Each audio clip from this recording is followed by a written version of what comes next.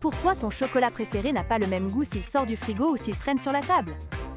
Pourquoi une boisson rouge te semble plus sucrée qu'une transparente? Sérieux, ouvre les yeux ou plutôt la bouche. Toutes les réponses sont dans cette vidéo, alors reste bien jusqu'au bout, sinon tu risques de continuer à te faire arnaquer par ton propre cerveau. Prêt à découvrir pourquoi c'est si bon? Imaginez une saveur qui vous fait dire « sans même savoir pourquoi. C'est l'umami. Découvert par un scientifique japonais, ce cinquième goût est souvent décrit comme savoureux ou charnu.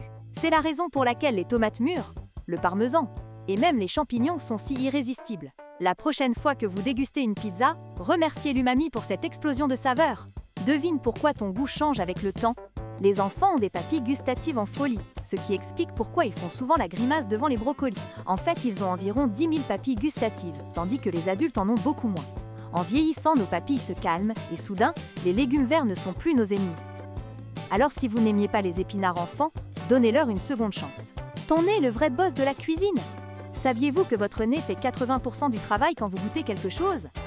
C'est pour ça que tout semble fade quand vous avez un rhume. Votre nez est le vrai chef d'orchestre de vos repas. La prochaine fois que vous dégustez un plat, prenez un moment pour apprécier les arômes qui vous entourent. Vous verrez, ça change tout. Chaude ou froide, ça change tout. Le chocolat est plus sucré à température ambiante qu'à froid. Pourquoi? Parce que nos récepteurs gustatifs sont de vrais divas, qui réagissent différemment selon la température. Essayez de déguster votre chocolat préféré à différentes températures et découvrez comment la chaleur peut transformer une simple bouchée en une expérience gustative divine. Et si les couleurs te jouaient des tours? La couleur des aliments peut tromper votre cerveau. Une boisson colorée semble plus sucrée qu'une incolore, même si elles ont la même quantité de sucre. Les marketeurs le savent bien et utilisent souvent des couleurs vives pour rendre les produits plus attrayants.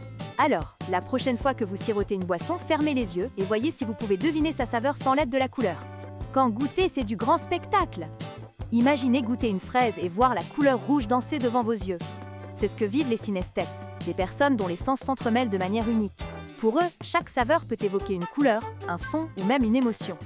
C'est comme vivre dans un monde où chaque repas est un spectacle sensoriel. Si vous connaissez un synesthète, demandez-lui de décrire ses expériences gustatives, vous serez surpris par la richesse de son univers sensoriel.